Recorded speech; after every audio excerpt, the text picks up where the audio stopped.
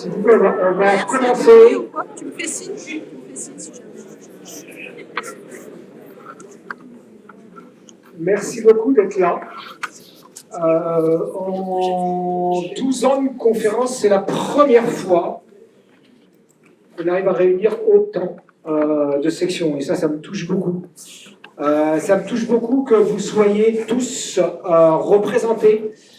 Il y a ici des STMG, des STI2D, des ST2S, des bacs généraux, des BTS, des prépas. Merci beaucoup aux collègues qui ont fait l'effort de dégager du temps. Il va effectivement nous parler d'entrepreneuriat. Entrepreneuriat, je pense qu'on vous en parle très très peu. Moi dans mes cours, j'en parle pas. Voilà. Et pourtant ben, il en faut. Il en faut. Et finalement, j'imagine que parmi vous, il y en aura, mais beaucoup se disent peut-être. De toute façon, moi, je ne suis pas intéressé. Nous, on s'est dit ça aussi, on est prof. Et pourtant, je pense qu'on est tous entrepreneurs au moins de notre vie. Et donc, j'espère vraiment que vous allez prendre cette conférence pour une chance. Voilà. Et certainement, Guilain va vous donner des pistes. Parce que je vous rassure, hein, Guilain, quand il était étudiant, peut-être vous, chers collègues, mais moi, il ne m'a jamais parlé de ballon, d'être entrepreneur, voilà. Ça s'est dessiné. Et ça, c'est chouette de voir le parcours de chacun. Alors, comme je préfère écouter les gens qui savent parler que moi, je prendrai la citation d'Henri Dunant, premier prix Nobel de la paix, qui disait que seuls ceux qui sont assez fous pour penser qu'ils peuvent changer le monde, y parviennent. Alors, je vous invite à être fous. Merci.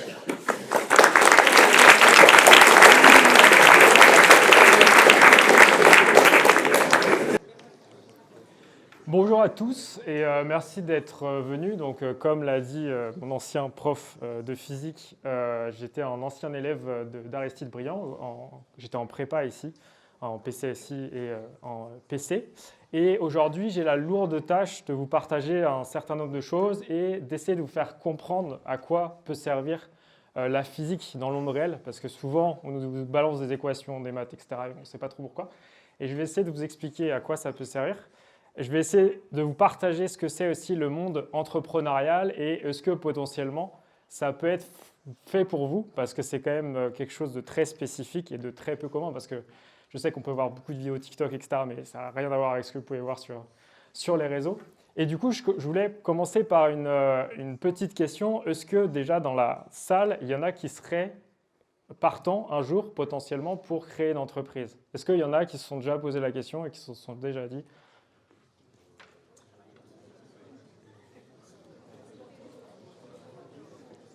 donc, il y en a. Est-ce que quelqu'un pourrait partager potentiellement vers quoi il voudrait aller? Quelqu'un qui a levé la main là. Non, vous êtes trop timide, pas tous en même temps.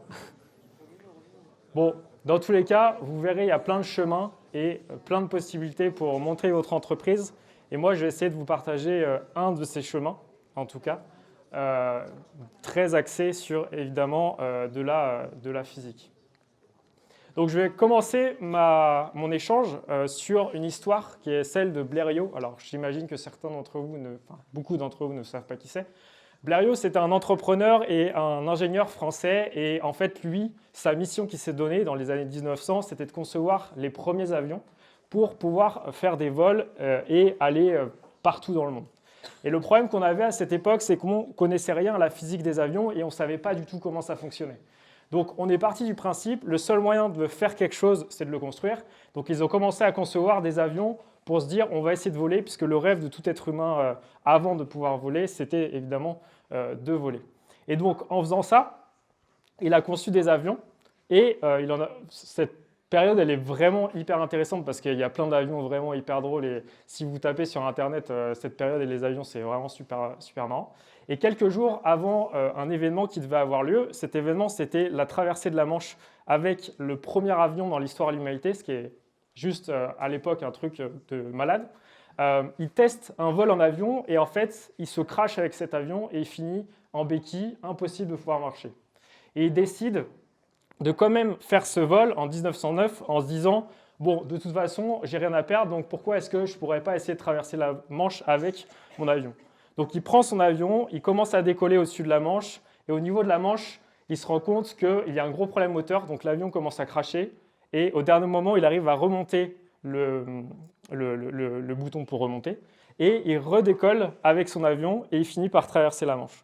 Et ce qui est extrêmement fascinant avec cette histoire, c'est que ce Blériot, il était incapable de nager, il ne savait pas nager. Donc en fait, si vous vous rendez bien compte, il a fait un truc alors qu'il y avait une probabilité non négligeable pour qu'il meure.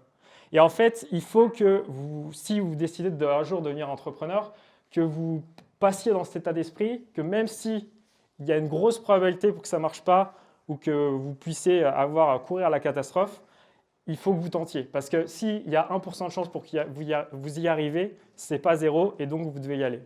Et dans le même esprit, je pense que vous avez tous entendu parler de Elon Musk et de SpaceX spécifiquement. Et SpaceX, donc, ils étaient dans le même état d'esprit. Et donc Elon Musk s'est dit, OK, je veux construire des fusées réutilisables. Sauf que 100% des ingénieurs de l'époque lui disaient, mon gars, t'es sympa, en plus tu sais juste faire des applications, pourquoi est-ce que tu veux faire de l'aérospatiale? Et Elon Musk, il s'est dit, bon bah ok, ce que je vais faire, c'est que je vais aller en Russie et je vais acheter des missiles intercontinentaux pour concevoir des fusées. Sauf que, comme vous pouvez imaginer, les Russes, bon, ils ne sont pas super sympas, et donc ils ont dit, non, on n'a pas vraiment envie de te vendre nos missiles intercontinentaux parce que on ne t'aime pas trop, quoi. Donc il est revenu aux États-Unis et il a commencé à concevoir ses fusées. Il a construit dans des bases militaires et les militaires ont dit, bon, t'es sympa avec tes fusées, mais bon, vu qu'elles explosent tous les matins, on aimerait bien que tu t'en ailles. Donc il a fini par partir sur une île et il a conçu ses fusées, etc. Et il a fini par faire voler ses premières fusées pendant la crise de 2008, alors qu'il n'y avait plus d'argent à l'époque pour faire quoi que ce soit. Et il a quand même réussi à le faire, alors que tous les astronautes, tous les ingénieurs de l'époque lui disaient, mais non, c'est pas possible, en fait, physiquement, c'est impossible. Et dans cette physique, j'aimerais vous partager globalement comment ça fonctionne. Dans l'aérospatiale, en général, il y a 4 vecteurs, il y a 4 flèches en gros. Une qui attire vers le sol, qui est la force gravitationnelle que vous avez déjà entendu parler. Une qui pousse vers le haut, dans le cadre des avions, c'est la portance. Et dans le cadre des fusées, c'est la poussée de la fusée, donc c'est les réacteurs. Et des forces sur les côtés qu'on appelle traîner et pousser dans le cadre des avions. Et donc, je vous invite à voir, il y a des vidéos super fascinantes où Elon Musk se fait interviewer et il dit... il se fait démonter par tous les astronautes, etc. Et il reste là en mode je vais y arriver et il a fini par le faire. Et c'est dans le même état d'esprit que si un jour vous voulez devenir entrepreneur, que vous devez avoir pour créer quelque chose qui vous semble impossible. Et donc, moi, après donc ma prépa que j'ai fait à Saint-Nazaire, je suis parti en école d'ingénieur. Et ensuite, en école d'ingénieur, j'ai fait un double diplôme en Angleterre, à Cranfield University, qui est une école en Angleterre. Et lors de mon cursus en Angleterre, j'ai travaillé sur la conception d'un avion électrique, ce qui était vraiment cool pour une start-up. Et après, j'ai fait mon sujet de mémoire sur comment envoyer des ballons stratosphériques, comment envoyer des fusées avec des ballons stratosphériques. Parce que moi, mon rêve quand j'étais petit, c'était de construire des fusées pour aller dans l'espace, parce que j'ai toujours été fasciné par ça. J'ai toujours ça trop cool. Et donc, j'ai fait mon sujet sur ça. Donc avec plein d'équations, et c'est là que vous vous rendez compte que la physique c'est super essentiel parce que sinon vous êtes incapable en gros de faire ce type de dispositif. Et c'est comme ça que je suis venu au monde des ballons. Et en sortie d'école, j'avais plusieurs choix. Soit j'allais dans un grand groupe, soit je faisais autre chose. Et je me suis dit, bon, le monde des ballons, ça a l'air cool, donc pourquoi ne pas essayer d'envoyer des trucs dans l'espace pour au fur et à mesure envoyer des fusées dans l'espace? C'est quand même plutôt sympa. Et donc, comme vous pouvez l'imaginer, je n'avais pas un rond sur mon compte en banque.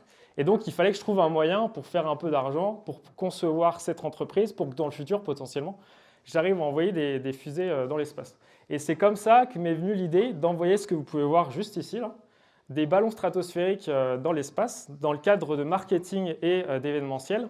Et j'ai travaillé pour des grands groupes comme Warner, donc pour des rappeurs comme Sejo, peut-être que vous connaissez, ou des youtubeurs que peut-être vous connaissez un peu plus, comme Neoxy, Camille LV, Guizy. Je ne sais pas si ça vous dit un truc, mais il y a une vidéo qu'on a fait à 1 million de vues sur leur chaîne. Vous pourrez aller voir après cette conférence, mais en tout cas, c'était une super aventure. Malheureusement, il y a le Covid qui est arrivé, donc vous avez tous vécu le Covid, vous avez tous ressenti que c'était pas cool, et donc ça a balayé un grand nombre d'entreprises, et notamment la mienne, et donc derrière, il fallait que je trouve quelque chose d'autre à faire. Et pour revenir sur la physique des ballons, parce que c'est aussi assez intéressant, vous êtes déjà tous allés nager, et quand vous nagez sous l'eau, il y a de l'air qui sort de votre bouche. Et cet air, en fait, ce qui se passe, c'est qu'elle est plus légère que l'eau. Et c'est ce qui va pousser l'air vers en haut de l'eau quand vous êtes sous l'eau, quoi.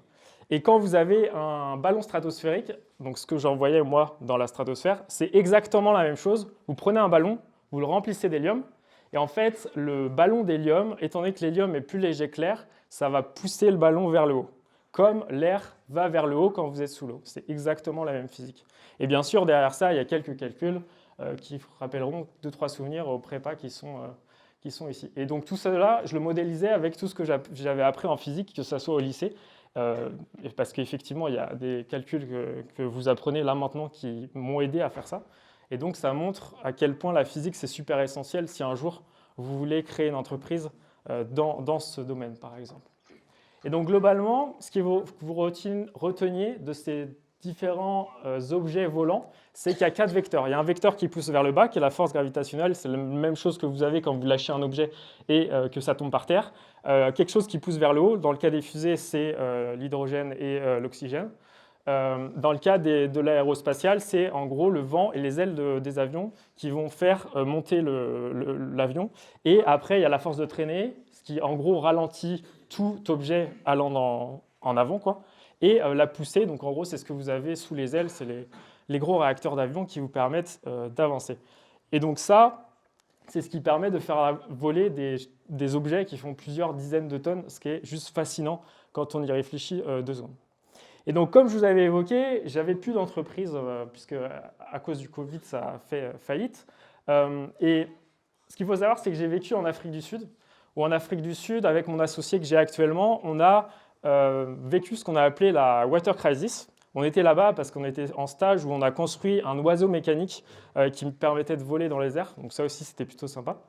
Et avec mon associé, on a vécu ce qu'on a appelé la water crisis. Et donc, pendant plusieurs semaines, en fait, on n'avait pas eu d'eau. Et c'est là qu'on a réalisé que le réchauffement climatique était de plus en plus présent et qu'il fallait trouver des solutions techniques pour résoudre ces problèmes. Donc en fait, on devait s'adapter, on devait récupérer l'eau de nos douches, de nos toilettes, etc., de façon à ce qu'on puisse la recycler de manière infinie pour diminuer la consommation d'eau où on était, à Cape Town, en Afrique du Sud. Et donc, on se rendait compte qu'il y aurait de plus en plus de feux de forêt, puisque selon un certain nombre d'études, il va y avoir une augmentation de 30% d'ici à 2040, ce qui est juste énorme.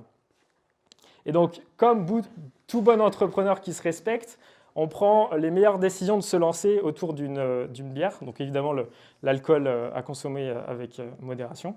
Et donc, on s'est rejoint à Nantes, je ne sais pas si certains d'entre vous connaissent, pour prendre la décision la plus importante de notre vie, qui est de concevoir l'entreprise que je vais vous présenter juste ici.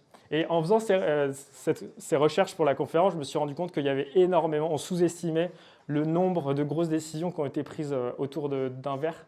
Et notamment, il y a la déclaration d'indépendance des États-Unis, la Révolution française qui s'est faite dans des tavernes, et aussi le plan Marshall qui s'est fait autour de belles bouteilles de vin. Donc on sous-estime dans les grosses décisions dans les tavernes. Et donc, avec mon associé, en plein Covid, alors que c'était le chaos dans tous les sens, mon associé me dit « Bon, ok, je vois que c'est le chaos, de toute façon, je ne sais pas trop ce qui va se passer dans le futur, j'abandonne mon travail, je te rejoins et on crée une société ensemble. » À l'époque, on ne savait pas vraiment ce qu'on allait faire, mais en tout cas, on savait qu'on y allait.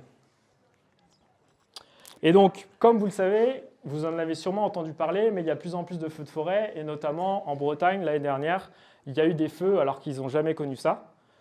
Et donc, il va falloir trouver des solutions pour diminuer ces feux et limiter tous les impacts que ça pourrait avoir. Donc, on s'est posé la question, en fait, il fallait une solution qui puisse être qui peut durer extrêmement longtemps en vol, qui peut détecter des départs de feu et faire des enregistrements de ces départs de feu et derrière pouvoir analyser, mieux intervenir plus rapidement, etc. Et c'est là qu'on est tombé sur l'histoire des ballons captifs. Donc en gros, un ballon captif, c'est un ballon qui est accroché au sol avec un câble. Et en fait, on peut être un peu chauvin pour une fois, puisque c'est le premier ballon captif a été construit par un Français qui s'appelle Pilâtre de Rozier. Il a été déployé la première fois en 1789 devant Louis XVI. Vous savez, le gars qui s'est fait couper la tête là. Et en déployant sa solution, ce qui est super marrant comme anecdote, c'est que Louis XVI avait trop peur d'envoyer quelqu'un sur ce ballon parce qu'il pensait que la personne allait mourir. Et donc, ils ont commencé à envoyer des animaux, des cochons et des coqs. Et ils se sont rendus compte qu'il n'y avait aucun souci. Donc, ils se sont dit, bon, bah, ok, maintenant, on peut envoyer un humain. Et Pilâtre de Rozier est monté sur ce ballon et a volé pendant plusieurs kilomètres. Et c'est là que l'histoire des ballons est née. Et pour la petite anecdote, je suis très bon ami avec le descendant direct de Pilâtre de Rozier, qui sont les deux cançons, puisque en fait, le papier qui entourait le ballon, c'est du papier canson. Donc c'est assez marrant comme anecdote.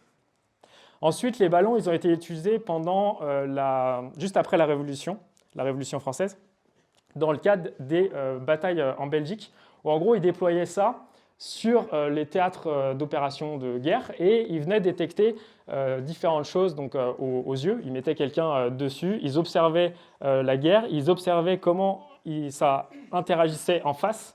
Et en fonction de comment ça interagissait, notamment par la vue du soleil sur les baïonnettes, ils étaient capables de voir ok ça va à gauche, ok ça va à droite.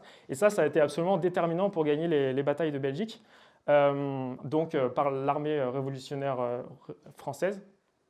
Et donc ça a commencé à faire une entrée dans le monde militaire.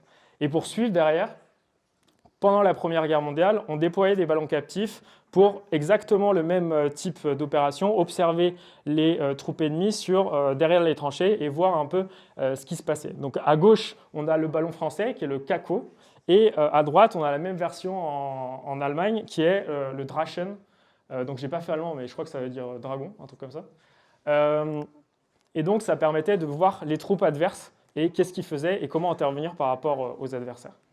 Et à l'heure actuelle, c'est utilisé sur plusieurs théâtres d'opération. Le premier, c'est pour...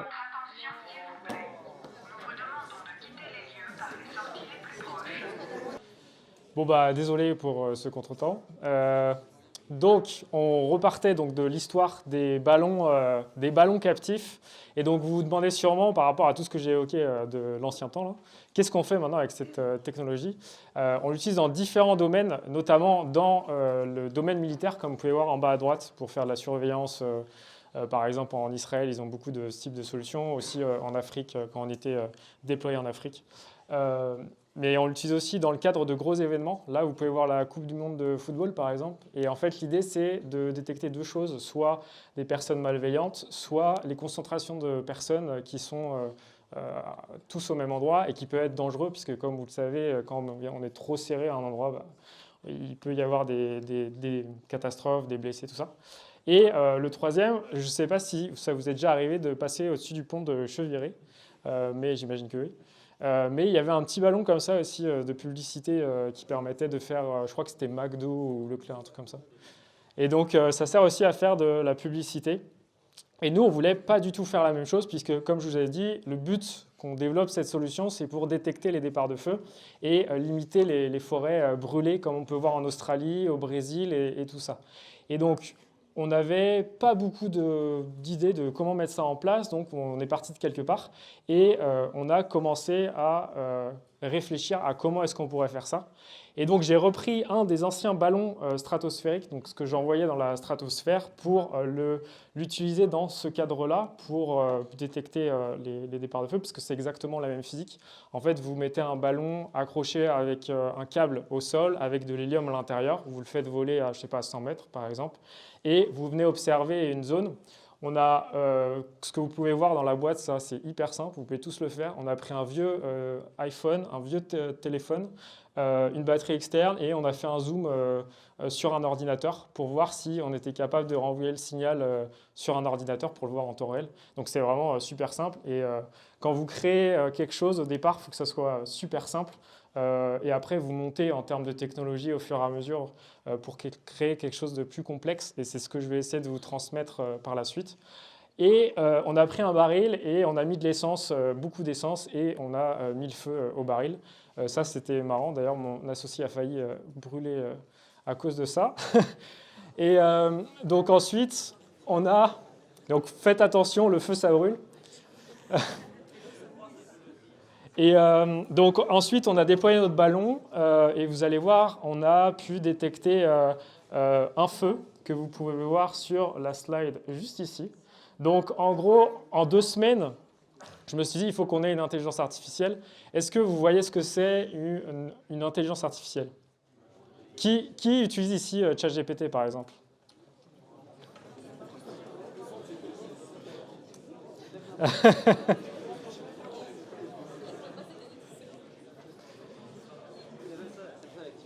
Donc, en gros, nous, dans l'idée, on voulait construire le ChatGPT de la détection de départ de feu, pour faire simple.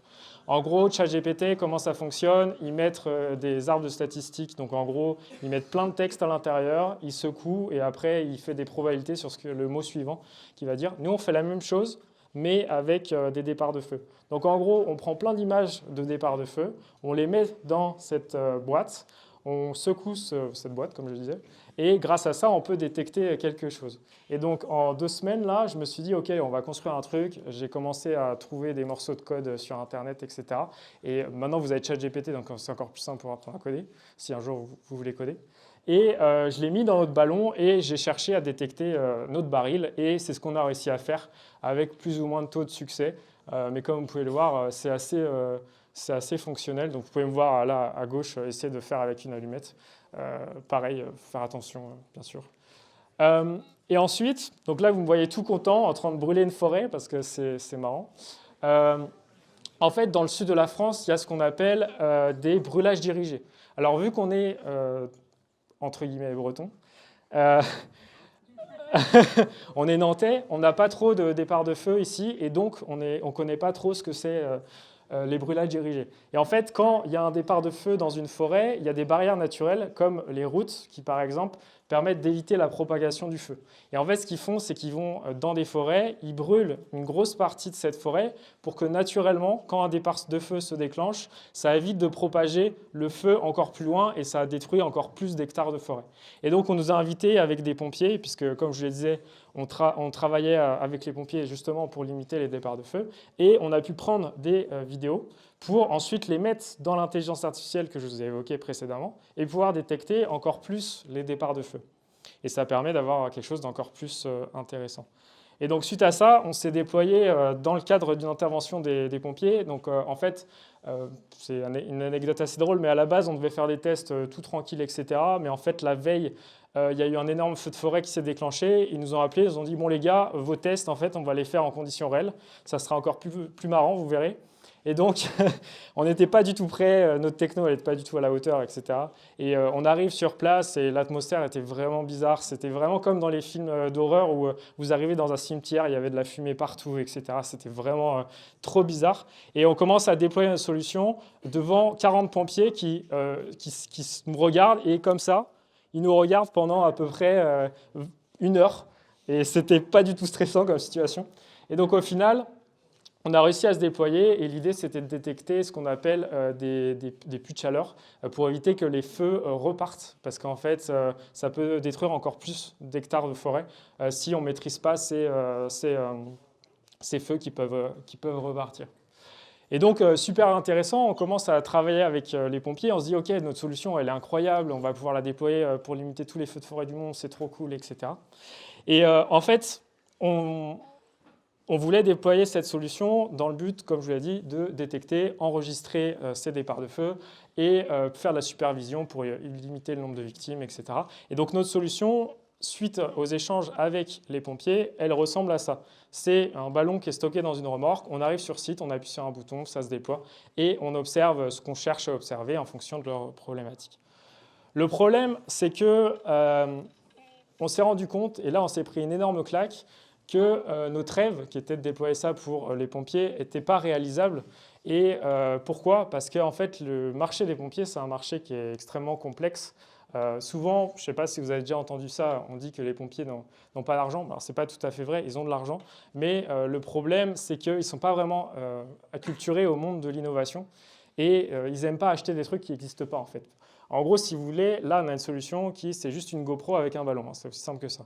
Et donc, forcément, quand eux, ils voient ça, ils se disent « Ok, on n'est pas prêt à mettre de l'argent si votre solution n'est pas fonctionnelle. » Et donc, on se prend une énorme claque, puisque tout ce dont on avait rêvé pour déployer une solution, ce n'est pas possible, quoi. Ils n'ont pas l'argent pour nous aider, etc. Donc, il va falloir trouver une autre solution à notre problème.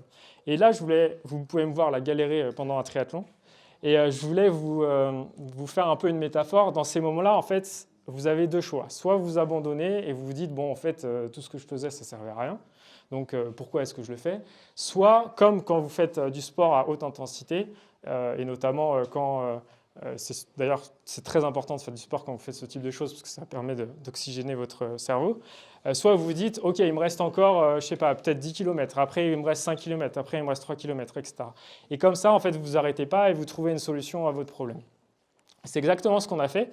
Et donc, on s'est intéressé aux sites industriels. Pourquoi les sites industriels? Parce que vu que c'est du secteur privé, ils ont beaucoup plus d'argent. Et je ne sais pas si vous avez déjà entendu parler de l'incendie de Lubrizol en 2019, mais il y a un énorme incendie qui a détruit tous les alentours de Rouen. Ça a coûté plusieurs dizaines de millions d'euros. Et souvent, des catastrophes industrielles de cette ampleur, il y en a énormément partout dans le monde. Donc c'est extrêmement dangereux pour nous, tout simplement, pour les agriculteurs qui ont des énormes parcelles et ça va venir tout détruire quand il y a ce type d'événement, et pour évidemment l'environnement. Et donc on s'est intéressé à ce sujet-là et on s'est rendu compte, mais en fait pourquoi on ne déploierait pas ça dans le cadre de sites industriels dans un premier temps, et après on réfléchira aux pompiers puisqu'on a exactement le même type de problème à résoudre. Et donc on a échangé avec un certain nombre d'industriels et on a réalisé que c'était hyper pertinent et qu'il y avait 3 solutions, 3 problèmes qu'ils cherchaient à résoudre.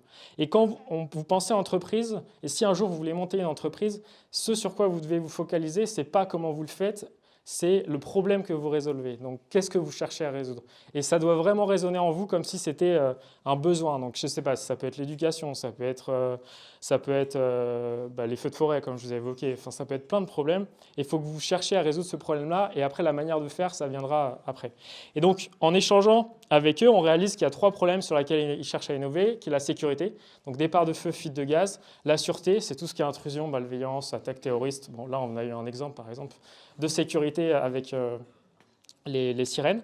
Et la troisième, évidemment, c'est l'empreinte environnementale de tous les sites industriels. Il faut qu'on réduise nos émissions de carbone. Et donc ça, il faut venir mesurer combien ça fait d'émissions pour pouvoir limiter ça et supprimer en gros les émissions des sites industriels. Et donc on s'est rendu compte que c'était très intéressant. Et donc on a adapté nos solutions que je vous ai évoquées des pompiers à la base pour pouvoir la déployer sur des sites industriels. Et les gros avantages de ce type de solution, c'est qu'on peut voler pendant 1 mois sans interruption, comparé aux drones qui, par exemple, ne volent que 30 minutes. Donc, c'est forcément plus intéressant. Et on est capable de se déployer en quelques minutes avec les caméras et de l'intelligence artificielle qui va venir détecter départ de feu, fuite de gaz ou intrusion sur des sites industriels. Et donc, il y a 2 façons d'utiliser notre solution. Soit on la déploie de manière constante sur un site, donc ça peut être une raffinerie ou une centrale nucléaire par exemple, et on va venir détecter une anomalie, donc un départ de feu, etc. Ou la seconde façon d'utiliser notre solution, c'est lorsqu'un incident s'est déjà déclaré. Et dans ce cas-là, en fait, on va venir positionner notre solution en périphérie de la situation, donc dans ce cas-là, par exemple, un départ de feu. Et on va venir superviser la situation pour éviter tout ce qui est problématique, donc destruction d'infrastructures, sauver des vies, etc. Et donc, avec mon associé, on se rend compte que c'est très pertinent, mais le problème, c'est qu'on n'a pas de clients. Donc, comme vous le savez tous, le nerf de la guerre, c'est l'argent pour déployer notre solution et nos idées. Donc, c'est bien, on a une idée, ça a l'air d'être solide, mais comment est-ce qu'on fait pour trouver des clients? Sachant que les clients qu'on cherche, c'est des clients très compliqués parce que c'est des grands industriels. Et comme vous pouvez le voir, comme vous le savez, on ne rencontre pas des industriels tous les jours, quoi. Et donc, avec mon associé, on se dit, bon, bah, en fait, soit on trouve un client, soit on clôture la boîte parce qu'en fait, ce qu'on fait, ça ne sert à rien. Et donc, c'est à partir de là où j'ai commencé à convaincre un industriel qui s'appelle Orano. Orano, c'est le leader mondial de l'enrichissement de l'uranium pour les centrales nucléaires. Et on a réussi à convaincre l'une des centrales, mais il fallait que j'arrive à convaincre la personne qui était responsable de tout le pôle innovation de toutes les centrales d'Orano en France. Et je la harcèle, mais j'arrive pas à la voir au téléphone, j'arrive pas à avoir son numéro. Je lui ai même envoyé une lettre, donc j'arrive pas à la voir. Je force, j'arrive pas à avoir une discussion avec lui. Et je finis par me dire, bon bah ok, c'est la dernière chance. Soit je trouve un moyen de le trouver, ce gars-là, soit je mets fin à la boîte, quoi. Et donc je suis allé sur YouTube, j'ai regardé à quoi il ressemblait. Je suis allé au quartier général d'Orano et j'ai attendu jusqu'à temps que la personne sorte pour essayer d'aller lui parler. Et donc ça a fini par marcher. On a négocié, il m'a dit ah, ok, c'est vous, effectivement, bon, bah, désolé et tout, je ne vous ai pas répondu, je vous propose qu'on fasse un rendez-vous la semaine prochaine. Et ainsi, on a fini par avoir un contrat assez conséquent avec eux et on a fini par signer notre premier client. Alors qu'à la base, on devait, en fait, c'est soit on y arrivait, soit c'était la fin de notre histoire, quoi. Et donc, je vous raconte cette histoire parce que c'est dans l'état d'esprit, si un jour vous cherchez à devenir entrepreneur, que vous devez être. C'est vraiment... Il y a toujours des options, en fait. Il faut que vous mettiez ça dans la tête. Et à partir du moment où vous avez ça dans la tête, vous serez inarrêtable, en fait, tout simplement. Et donc, on a signé notre premier contrat avec Orano. Donc là, on est super content, etc. Mais maintenant, il va falloir délivrer. Et donc, suite à différents échanges avec d'autres industriels, et en fait, ce qu'il faut savoir, c'est qu'une fois que vous avez des clients, c'est comme des moutons, en fait. Il y en a un qui vous arrivez à le signer, après les autres suivent derrière et c'est beaucoup plus facile. Donc c'est surtout le premier qui est vraiment très dur. Et donc derrière, on arrive à signer d'autres contrats avec GRT Gaz et Suez, par exemple. Et GRT Gaz, on a estimé que grâce à notre solution, on pouvait réduire, en détectant tous les fuites de gaz de leur site industriel partout en France, on pouvait réduire de 1% l'empreinte environnementale française, ce qui est extrêmement conséquent en termes d'impact qu'on peut avoir. Donc, on se rend compte qu'à la base, ce qui nous a poussé, c'est aider dans l'environnement, en gros, trouver des moyens d'avoir un impact moindre ou de protéger la biodiversité. Et même si à la base, on n'avait pas cette idée-là de faire ça pour les industriels, on se rend compte qu'en fait, on a un impact qui est 10 fois plus important que ce qu'on pourrait avoir avec les feux de forêt, ce qui est colossal. Et donc, on a commencé à améliorer notre solution. Et là, vous pouvez voir, c'est notre premier prototype. Donc, comme je vous disais, on améliore au fur et à mesure pour que ça soit de plus en plus solide pour pouvoir le déployer pour des industriels. C'est ce qu'on appelle de l'itération, en gros. Et c'est super important de le faire ça en co-développement avec vos industriels. Oui. Pour les feux de forêt, on analyse une image de feu. Oui. Et pour détecter une fuite de gaz, on a quoi comme outil? En gros, donc la question, je ne sais pas si vous avez tous entendu. La question, c'est... OK. En gros, on met différents capteurs sous notre ballon et l'un des capteurs qui existe, c'est ce qu'on appelle des caméras spectrales. Et les caméras spectrales, c'est en gros, il y a du gaz. Chaque gaz a une carte d'identité qui est son spectre. Et avec cette caméra spectrale, on est capable de détecter ce spectre-là et donc d'observer ces différents nuages de fumée, notamment méthane, hydrogène, etc. Bon. Après, je pourrais répondre aux questions si vous en avez. Et donc là, on s'est déployé lors d'un POI. Je sais que POI, c'est bizarre, mais c'est plan d'opération interne. En gros, c'est un déploiement d'intervention quand il y a un problème sur un site industriel. Tous les pompiers, en gros, se ramènent pour gérer les départs de feu. Et donc là, on s'est déployé. Et comme vous pouvez voir, en haut, on a détecté un départ de feu avec notre solution. Et donc, on prouve que notre solution est très fonctionnelle. Et ensuite, donc, suite à la caméra spectrale que je viens d'évoquer là, on l'a déployée pareil sur un site industriel et on a été capable de détecter les différentes poches de méthane à différents endroits et donc on peut savoir où est-ce qu'il faut intervenir pour les différentes poches de méthane. Donc évidemment, c'est hyper intéressant, on a des clients, mais maintenant il faut trouver des financements pour rendre la technologie plus robuste. Et ça, je sais que ça peut être une grosse question parce que moi, je partais à la base sans argent, donc il faut forcément qu'on trouve des financements quelque part si on veut améliorer notre technologie. Et donc, il y a plusieurs moyens de le faire. Soit vous rencontrez, en fait, l'idée globalement, c'est de rencontrer des gens riches, et je sais que ça n'arrive pas tous les jours. Du coup, il faut trouver des moyens pour les rencontrer, ces personnes-là. Et on va voir ce qu'on appelle les business angels. Donc, c'est des gens qui ont déjà acheté, déjà revendu leur société et qui ont un peu d'argent de côté et qui cherchent à la réinvestir dans des startups pour parce que ça a du sens pour faire une plus-value. Enfin, il y a différents profils d'investisseurs. Et il y a aussi des fonds d'investissement qui vous permettent de faire ça. Donc, c'est des gens qui ont encore plus d'argent que les business angels et qui cherchent à investir dans plein de startups pour gagner encore plus d'argent. Et après, il y a l'État qui, des fois, propose des financements et qui vous permettent de déployer ou d'améliorer votre technologie. Et nous, on a fait un peu des trois en même temps pour faire simple et aller chercher des financements. Et donc, ensuite, on a développé une autre solution. Et la question que j'aimerais vous poser, c'est là, on a un problème d'aérodynamisme, donc c'est-à-dire de tenue de notre ballon en vol avec cette forme-là. Est-ce qu'il y en a qui auraient des idées de comment est-ce qu'on pourrait rendre la solution beaucoup plus aérodynamique, c'est-à-dire que dans le ciel, en gros, elle vole de manière beaucoup plus aérodynamique. Est-ce qu'il y en a qui auraient des idées comment on pourrait faire en gros, en type de forme, quelle forme on pourrait aller chercher? Un ovale. C'est-à-dire?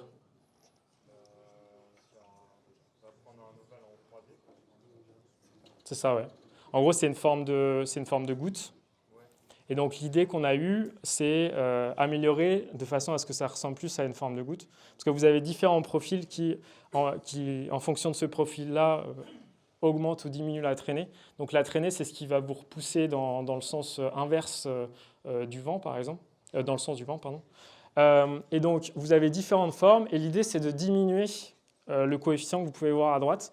Et vous voyez que pour diminuer le coefficient que vous avez à droite, c'est la forme d'aile ou de goutte d'eau en gros qui fonctionne bien. Et donc on est parti là-dessus et avec Michelin, on a développé ce nouveau ballon. Et notre nouveau ballon, maintenant, il ressemble à ça. Globalement, c'est un peu la même chose, sauf que la forme a changé.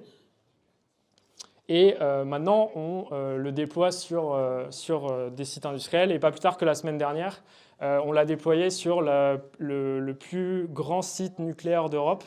Et nos clients donc, que j'ai évoqués, Orano, nous ont évoqué que nos solutions étaient extrêmement pertinentes. Et ça, c'est durant notre test, on a pris cette photo de notre solution. Et est-ce que quelqu'un peut me dire aussi pourquoi il y a des ailerons sur le ballon? À quoi ça sert? Quelqu'un d'autre peut-être? Ouais. Pour? Exactement. En fait, les ailerons à l'arrière, ils vont servir comme une girouette. Vous voyez comment ça fonctionne, une girouette?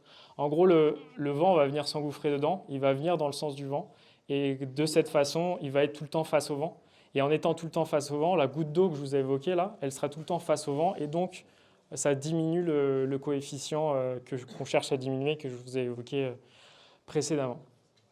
Et donc là, vous n'avez pas vu la qualité de notre première caméra, mais là, c'est la caméra qu'on a à l'heure actuelle. Elle est capable de zoomer à plusieurs kilomètres n'importe quel type de choses. Ici, c'est un camion parce que c'est simple, parce que c'est sur l'aéroport d'Avignon. Donc voilà, on les connaît, c'était assez simple à filmer. Mais on peut tracer n'importe quel type d'objet et notamment on peut détecter automatiquement des départs de feu et pouvoir les tracer et les détecter plus rapidement que ce qu'on fait à l'heure actuelle. Et comme vous pouvez voir, on a un zoom qui est extrêmement conséquent. Alors qu'à la base, comme je vous l'ai dit, on est parti d'un iPhone. Et là, on est capable d'avoir quelque chose qui zoome à 3 km et détecter automatiquement n'importe quoi. Et donc, là, on a un nouveau problème. On est en plein dans la R&D sur ce problème-là. Comme je vous l'ai dit en introduction, même si voilà, il y a la petite, ça a coupé un moment, j'ai dit qu'il y avait 4 flèches qui permettent de faire voler le système. Une qui monte vers le haut, ça on l'a, grâce à l'hélium qu'il y a dans les ballons. Une qui pousse vers le bas, donc ça c'est la force gravitationnelle, ça ne change pas. Et il y en a une qui pousse derrière. Le vent va venir pousser le ballon vers l'arrière. Et est-ce que quelqu'un aurait une idée de comment on pourrait créer l'autre flèche qui permette d'avancer de façon à ce que justement on supprime la flèche qui pousse le ballon dans l'autre sens? Je vais peut-être poser à quelqu'un d'autre.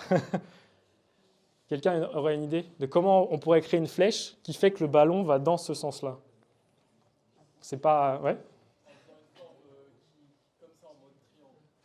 Ben non, parce que du coup, ton vent, il va quand même te pousser dans l'autre sens, tu vois. Faut que tu trouves un moyen d'aller dans ce sens-là. Là. Alors que là, tu as le vent comme ça. Il faut pousser dans ce sens. Comment on pourrait pousser dans ce sens-là? Des hélices, ouais. Qui a dit des hélices? Ouais, c'est ça. Il faut mettre des hélices. Et en fait, le problème qu'on va résoudre là, c'est mettre des hélices. Et on va pouvoir contrer le vent pour pouvoir mieux l'équilibrer dans le vent et mieux voler, quoi. Voilà, donc je vous ai mis quelques équations pour les prépas, mais globalement, globalement, en gros, on a un problème physique qui est entre guillemets simple, c'est juste un câble qui est accroché avec un angle et il y a un vent qui va pousser. Et en fait, avec les moteurs, on va pouvoir pousser dans l'autre sens et comme ça, on va supprimer le vent, entre guillemets. Donc voilà, c'est ce que je disais, ça. Et écoutez, merci à tous de m'avoir écouté.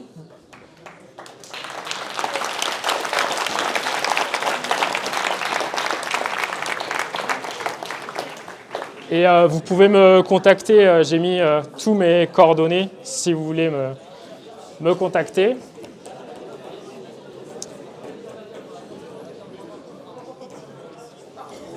Et j'allais faire les questions. Ouais. Merci Guilla. Non, il n'a pas dit que c'était fini, la présentation est finie. Mais évidemment, je pense qu'il y a des questions. Donc, il me paraît opportun de se reposer. Je pense que vous pouvez vous projeter sur pas mal de choses. Je crois qu'il n'y a pas de questions taboues. Et donc, il y a une question de quelqu'un de très intéressé. Tu as dit qu'on pouvait suivre n'importe quoi, n'importe où. Est-ce qu'on pourrait utiliser ta solution pour traquer quelqu'un?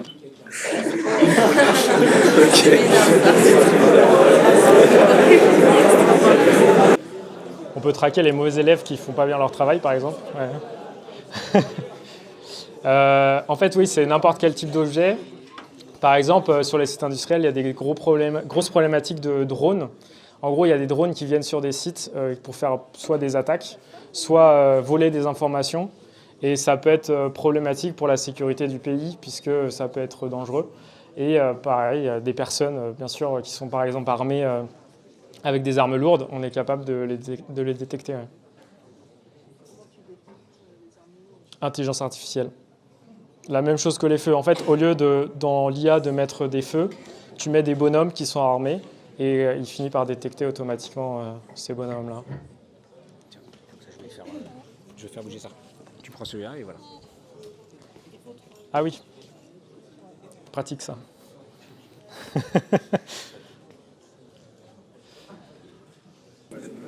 Allô, ouais. Du coup, j'ai une autre question. Est-ce que vous arrivez à en vivre actuellement Ouais. Aussi simple que ça. Non, au début, souvent quand tu montes une entreprise, c'est difficile d'en vivre parce qu'il faut des financements, il faut signer des clients, etc. Parce que le nerf de la guerre, c'est l'argent. Donc voilà. Donc pendant 2 ans, on n'a pas pu en vivre. Mais on a fini par pouvoir en vivre là maintenant depuis 6 mois, un truc comme ça.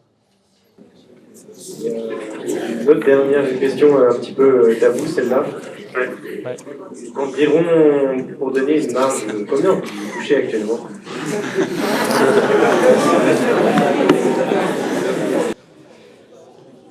Je touche pas beaucoup d'argent, parce que je sais que souvent vous avez tous le mythe de on peut faire beaucoup d'argent quand on est entrepreneur. En fait, moi, ce qui m'intéresse, c'est maximiser l'impact qu'on peut avoir.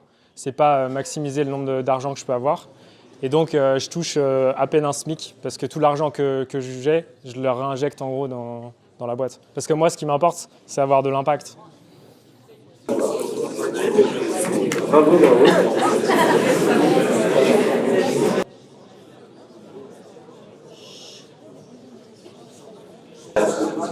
Question. Ouais. Le matériau du ballon. C'est, pardon? Le matériau du ballon? Oui. Alors, je ne peux pas communiquer parce que c'est confidentiel. Puisque grâce à cette toile, on a réussi à concevoir le ballon le plus léger, le plus étanche et le plus résistant jamais construit dans l'histoire de l'humanité.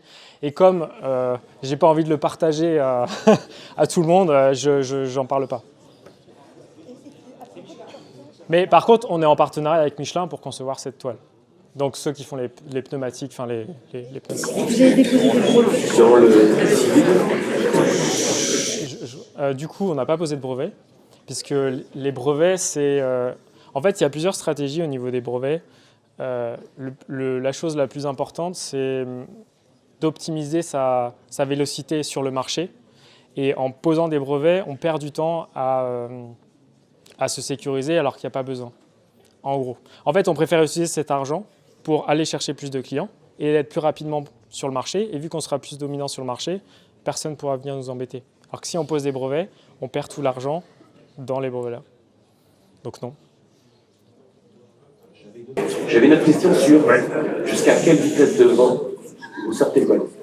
En gros, nous, on design une solution pour un vent qui va jusqu'à 80 km/h. Donc, en gros, sur tout le territoire français, ça représente, on peut voler dans 95% du temps.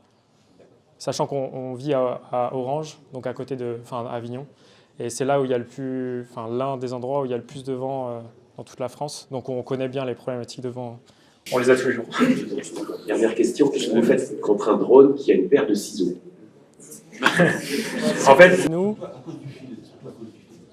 En fait, nous, on est censé détecter les drones. Enfin, c'est pas qu'on est censé, c'est qu'on le fait. On détecte les drones avant qu'il y ait n'importe quoi qui peut se passer. Et donc, en fait, on est censé le détecter avant, quoi. Donc, on l'intercepte avant qu'il se passe quoi que ce soit, parce qu'on est sur des sites sensibles. Et donc, il y a un périmètre de sécurité. On fait pas ce qu'on veut. Et comment tu interceptes un drone? Alors, c'est pas ma partie, mais en gros, par exemple, donc là, on s'est déployé, comme je l'ai dit, sur une centrale nucléaire. Il y a des hommes armés jusqu'aux dents qui tirent. Je ne sais pas ce qu'ils ont comme arme à feu, mais je crois que c'est les M16, un truc comme ça. Je sais plus. Mais en gros, ils ont des armes lourdes, ils visent et ils tirent sur le drone, quoi. C'est simple que ça. Pourquoi dans le combat? C'est ça. En gros, notre ballon, il est dans une remorque et ça sert de contrepoids de façon à ce que... oui, mais en fait, la remorque est 100 fois trop lourde pour faire contrepoids, donc on est largement suffisant. Ouais. Il y avait une autre question, ouais, c'est ça? Oui. Je voulais savoir comment vous définissez les montants de vos contrats avec les industriels. Quelles caractéristiques La réponse, c'est le doigt mouillé. En fait, on ne savait pas à la base combien on allait signer avec eux. En gros, on a estimé en disant « Ok, ça vaut telle quantité d'argent, donc on va dire que ça vaut telle quantité d'argent. » Et en fait, c'est le marché qui définit ton prix. C'est pas toi qui te définis ton prix. En gros, s'ils disent non, c'est que tu es trop cher. Et s'ils disent oui, c'est que tu n'es pas assez cher.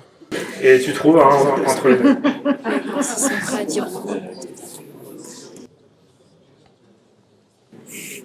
Est-ce qu'une personne pourrait, par exemple, détourner les informations récupérées par le ballon pour en faire du mal, en prenant le contrôle des caméras, tout ça? Alors non, parce que l'information passe via le câble. Et c'est justement en partie pour ça. En fait, je ne l'ai pas évoqué, mais dans le câble passe l'information et aussi l'énergie, ce qui permet de tout alimenter. Et vu que tout est en filaire, tu ne peux pas hacker un signal filaire. Tu peux hacker du Wi-Fi, par exemple. J'ai des très bons amis qui savent faire ça. mais tu ne peux pas hacker un câble physique, parce que ça ne marche pas. Combien coûte le prix combien coûte le coût de production d'un ballon? De production, notre prix de production, c'est à peu près 60 000 €. Ça coûte cher, ouais. Mais vous n'êtes pas des industriels, c'est pour ça que les industriels, ils ont beaucoup plus d'argent que nous. Et c'est pour ça qu'en termes de prix, ça a l'air conséquent, mais ça l'est pas tant que ça. Et du coup, c'est en de très nombreuses années, vous pouvez être en sous seuil de rentabilité.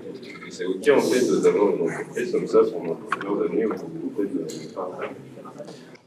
c'est une très bonne question avec beaucoup de degrés de complexité. En fait, c'est jamais OK de ne pas être rentable. Donc toi, quand tu crées une entreprise, ton but final, ça sera toujours d'être rentable. Donc il faut que tu fasses tout pour augmenter au maximum ton chiffre d'affaires et d'être rentable le plus rapidement.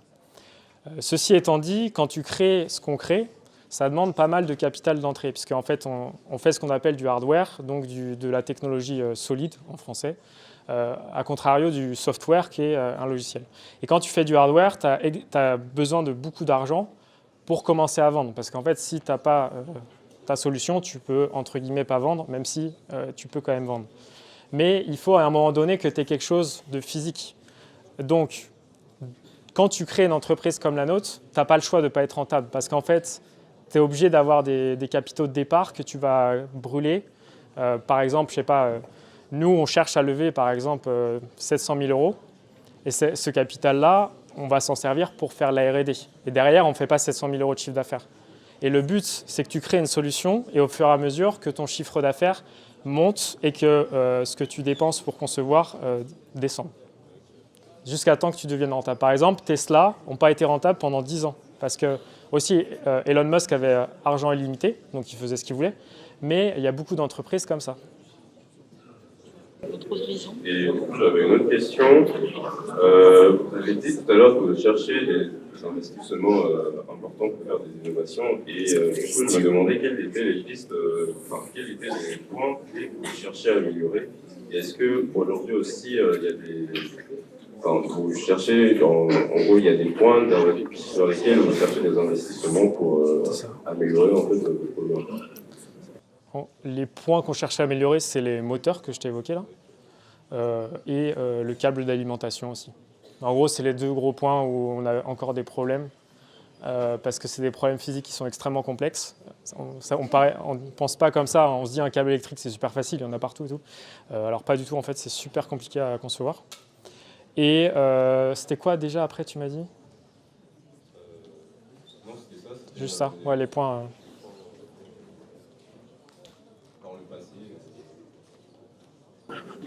Moi j'ai une petite question, qui peut paraître bête, mais qu'est-ce qui se passe si un oiseau se prend le ballon?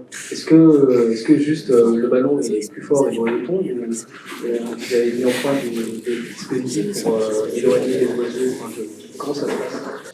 Alors, en fait, les oiseaux, en général, en moyenne, c'est pas toujours le cas, mais en moyenne, dans le règne animal, les animaux attaquent jamais ce qui est plus gros qu'eux.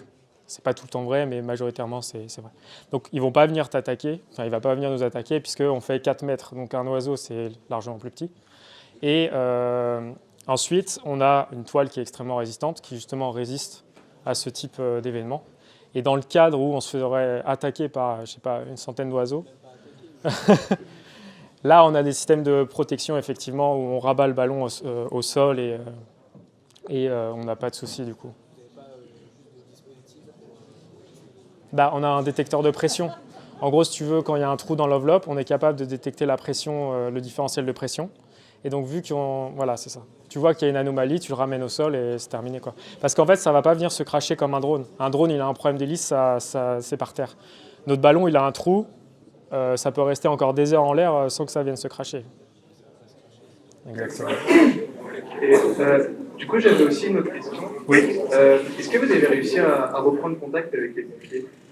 On est toujours en discussion avec eux et pour information, il y a des pays étrangers dans le cadre de détection de feux de forêt qui nous ont contactés pour surveiller des millions et des millions d'hectares. Donc on est toujours en contact et en fait l'idée c'est de développer les deux en parallèle, le privé et commencer à réfléchir au marché public sur la détection de feux de forêt. Et j'avais une autre question qui n'est pas du tout de rapport. Est-ce que vous pouvez expliquer comment ça marche le double diplôme? En fait, quand tu es en école d'ingé, et surtout que de plus en plus maintenant, dans différentes structures d'écoles d'ingénieurs, tu as de plus en plus de passerelles entre différentes écoles et tu peux demander à ton école s'il y a une autre école où tu pourras aller. Ça peut être, moi je l'ai fait en Angleterre par exemple, mais ça peut être, je sais pas, en Italie, ça peut être au Vietnam, enfin j'en sais rien. Et tu leur demandes est-ce qu'il y a une école partenaire pour faire ça? Et si oui, bah, let's go. Et sinon, tu peux essayer de trouver des passerelles, etc.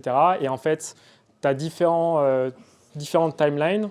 Donc en gros, soit tu restes, tu as des doubles diplômes en 1 an, tu as des doubles diplômes en 2 ans ou en 3 ans. Donc en fonction du double diplôme, tu peux avoir une augmentation de temps d'études, par exemple. Donc il faut faire attention à ça. Moi, je l'ai fait en autant que si j'avais fait une seule école d'ingénieur. C'est ça un peu l'astuce que j'ai trouvée. Mais il y a plein de passerelles dans plein d'écoles et tu trouveras ce que tu veux faire. Quel est l'impact environnemental de votre technologie? C'est une très bonne question. Pour l'instant, ce n'est pas quelque chose qu'on a encore mesuré, parce qu'on est encore au début en fait. C'est une question que toutes les entreprises se posent de plus en plus. Il existe des moyens de faire ça. On a une estimation, je ne le connais pas par cœur, j'avoue, parce que bon, il y a pas mal de pièces technologiques, tout ça, donc j'avoue, je ne le connais pas par cœur. On a une estimation, mais pour l'instant, on ne l'a pas calculé au carbone près, quoi, parce que c'est des financements, enfin c'est de l'argent pour calculer ça, et cet argent-là, pour l'instant, on ne l'a pas, quoi. Comment ça se passe pour le rangement du ballon? En gros, c'est vrai que j'en ai pas trop parlé, mais on a un algorithme dans la remorque, sous forme, entre guillemets, d'intelligence, qui permet de connaître les conditions météorologiques dans les environnements du ballon. Et quand il y a un problème, que ce soit, comme on disait, un problème de pression ou un problème de vent au-delà de 80 km/h, par exemple, en fait, on va venir rabattre automatiquement le ballon dans la remorque, de façon à ce qu'il n'y ait aucun problème dans ces conditions-là. Comment ça se passe le déploiement? Le déploiement, il y a plein de possibilités, mais l'idée, en gros, c'est qu'ils positionnent le ballon sur site. Après, ils ne font plus rien du tout, et ils ont contact avec notre remorque via un bouton, par exemple, et ils appuient sur le bouton, le ballon se déploie, et ils peuvent tout observer. Et puis pareil, s'ils veulent le remettre dans la remorque, ils appuient sur le bouton, etc.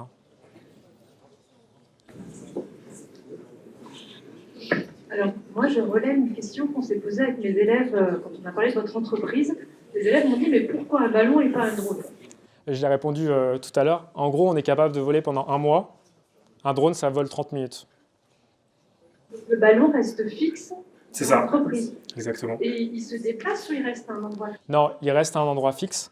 Et en fait, vu qu'on vole pendant 1 mois, en termes de coût, c'est beaucoup moins important que si on avait un drone. Et en plus, on n'a pas besoin de pilote. Parce que, comme je le disais, la solution est 100% autonome. Donc forcément, on n'a pas besoin de payer quelqu'un qui déploie la solution. Et donc, on diminue les coûts. Et donc, pour ça, pour les industriels, c'est extrêmement intéressant puisque on est capable de les aider dans leur mission sans payer du personnel supplémentaire. Et il est à quelle hauteur le ballon par rapport? Ça ne pourrait pas être remplacé par une tige ou par quelque chose de fixe? Alors, une tige, le problème, c'est que ça monte maximum à 15 mètres. Donc nous, on vole à 120 mètres. Et en fait, c'est la limite de la régulation européenne. Je ne sais pas s'il y en a qui font du drone dans la salle. Mais en gros, la limite pour les drones, c'est 120 mètres. Et c'est la limite qu'on atteint avec notre solution. Dernière question pour les feux de forêt. Alors, comment le ballon il se déplace? D'être à 120 mètres, il voit très loin? En fait, avec notre caméra, on est capable de détecter un départ de feu à 3 km. Donc ça représente 3000 hectares. Et 3000 hectares, ça fait des très très grands parcs naturels. Donc en fait, il ne faut pas beaucoup de solutions pour pouvoir observer énormément de forêts. Pourquoi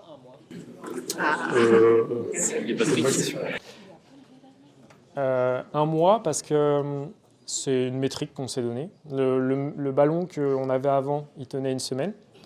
On a échangé avec nos clients, ils nous ont dit « Ok, on aimerait bien qu'il tienne minimum 1 mois ». Je leur ai dit oui, alors que je ne savais pas si ça allait le faire. Et à la première itération, on a réussi à concevoir un ballon qui tient 1 mois en vol. Mais dans l'idée, ça serait d'augmenter le temps de vol. Et qu'est-ce qui limite à 1 mois?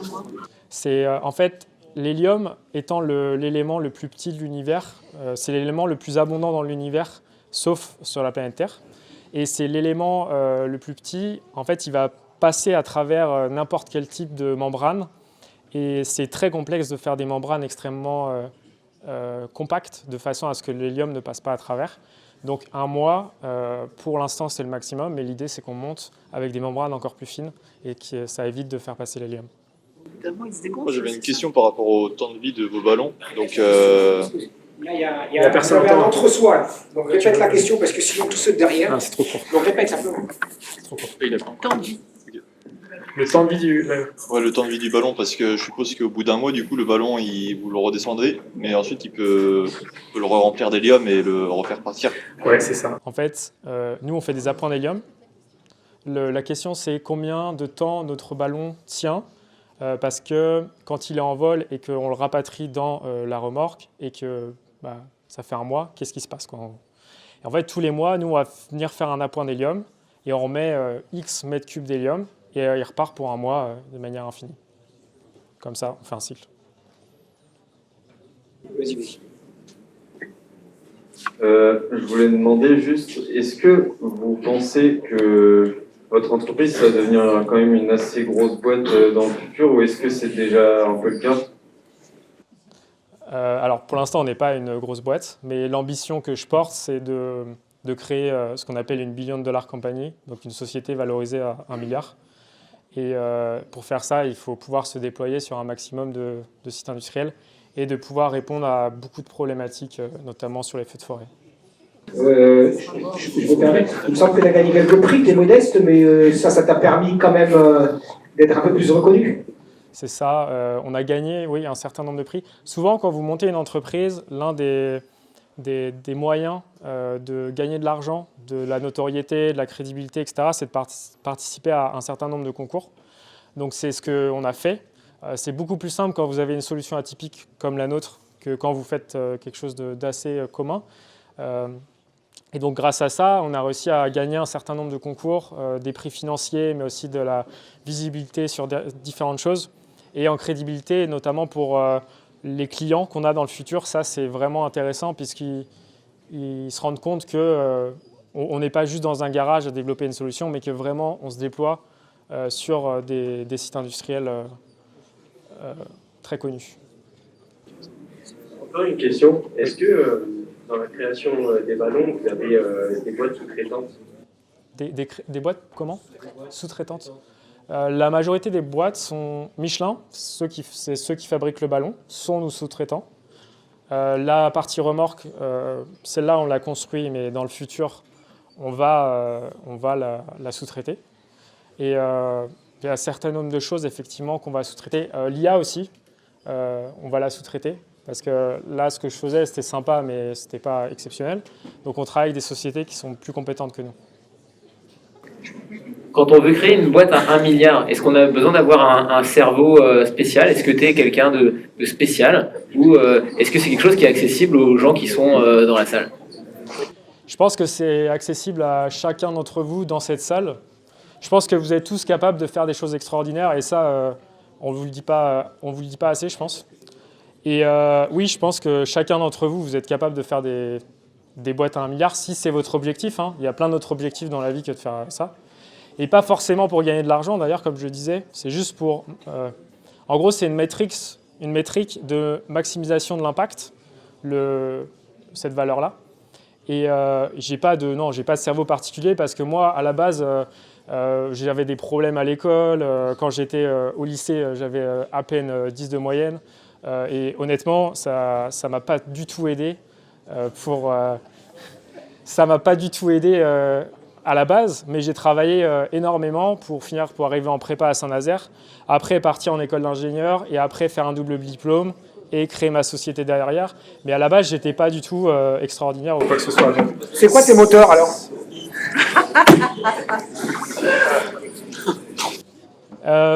Il y a plusieurs moteurs, mais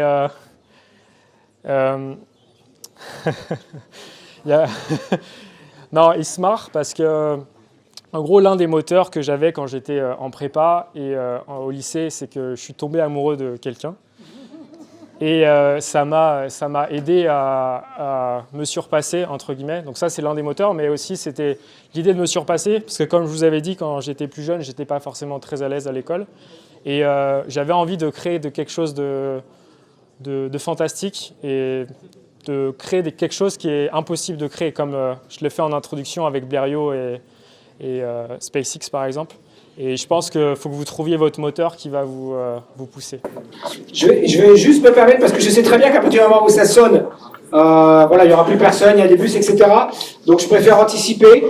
Je voulais vraiment vous remercier parce que j'imaginais pas après la sonnerie que vous alliez revenir si nombreux. Donc ça, bravo.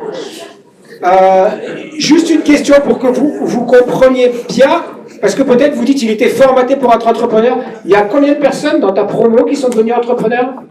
Dans mon école d'ingé, on était 300 et il y a juste nous, quoi, moi et mon associé qui sont devenus entrepreneurs. Donc c'est pas quelque chose pour lequel je me destinais à la base, mais en fait c'est sur le chemin, je me suis dit que c'était quelque chose qui était possible et donc je suis parti là-dedans. Évidemment, si vous voulez prolonger les questions, vous pouvez venir discuter avec Guilain. Vous pouvez le suivre. Voilà, vous avez tous ses coordonnées. Un grand merci, Guilain. Merci à vous.